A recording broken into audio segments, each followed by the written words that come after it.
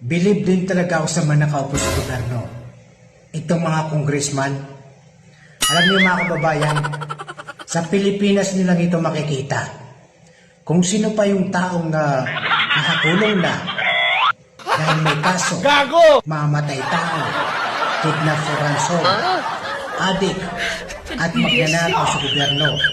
Sila pa talaga yung suportado at pinoprotektahan ng gobyerno. Saan pa kayo? Talagang sila yung tinitingala. Maraming mga Pilipino na naniniwala pa rin kay Madriaga sa kanyang siniwalat patungkol kay VP Sara. Ito mga kababayan, ang sinabi pa niya ay within 24 hours ay naubos na ni VP Sara ang 125 million confidential fund nang siya ay secretary ng Department of Education. Hindi ba kayo nagtataka? Sa nakikita natin mga kababayan, bakit ang ginigisa lang ang Duterte?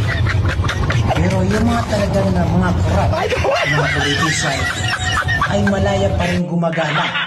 Bakit nakatutok lang sila sa mga Dutertes? Yun ang kabaliktaran mga kababayan dahil sa nakikita natin alam niyo naman sila nakaupo ngayon. Kahit ano pang gawin ng mga Duterte ay sila pa rin ang pagdidiinan na magnanakaw. Sa kanila pa rin ibabato lahat ng baho ng gobyerno. Pero lahat naman yan may katapusan din yan eh. May hangganan din ang lahat mga kababayan.